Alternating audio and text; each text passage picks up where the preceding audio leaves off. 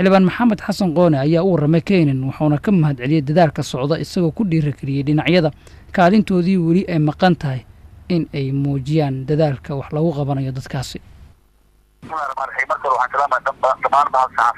waxaan leeyahay magaalada waa ku mahadsantihiin xiriirka iyo dadkaas gurmadka oo samaynaysaan walaalaha oo biyaha fatahaada ay heleen oo reer hiiraan iyo gobolada kaleba waxaan leeyahay yaa loo gurmado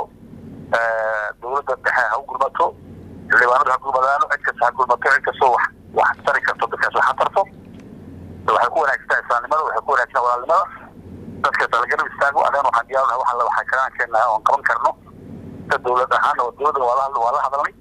haddana waa la hadlaynaa anagana waxaan qabanaa dilayna aad iyo aad aan xunahay dhib ka dhacay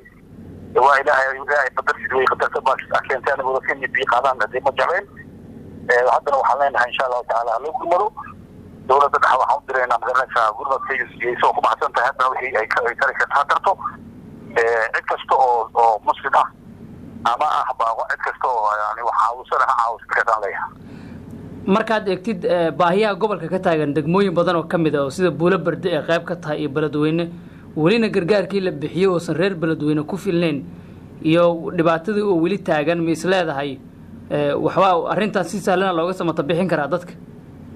هذا ما هو أرتها وجاء جسيل ويسون النقطات وحتى عن شيء لوجا حل الهديات ومقال لوجا ورجيل هاي لقى فكرة في عام إلهي يدير أنا ولا فكرة دونا مستقبل إن شاء الله تعالى ده كل يساعدها لو رجع واحد كل مخوك كنتي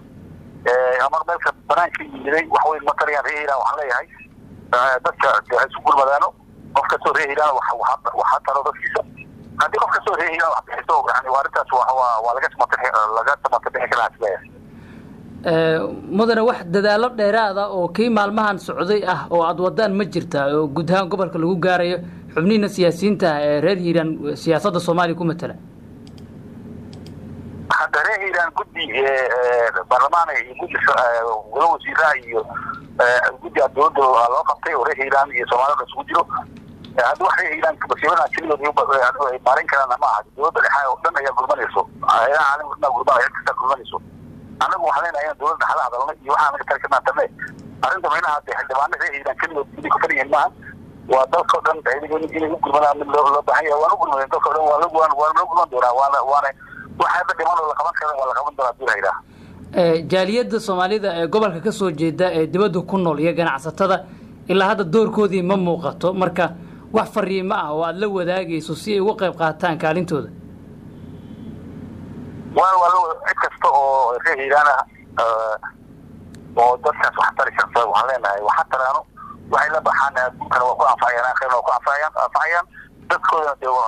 waa abaal bay ku gashanayaan waxaan leeyahay cid wax tari karta ma jaalida dawladda joogta ta ganacsatada reehiirana dadkooda waxa taraano leeyahay insha Allah taala. ugu dambeyn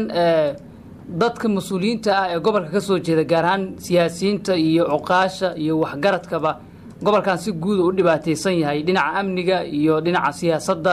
iyo gobol khayraad badan oo dadkiisii lacagta shilinka Soomaaliga isticmaali laayihiin wax kale oo talooyin oo arrintan webiga dhaafsiisan oo aad jeedin lahayd. wala hadda kulli hadda dalkaas oo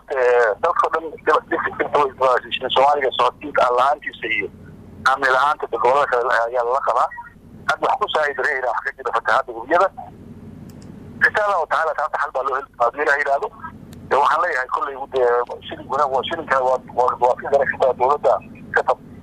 tababaraya marka wixii hadda kulli oo dadku qaban bay qaado doonaan waxa gaaro ama shilinka iyaga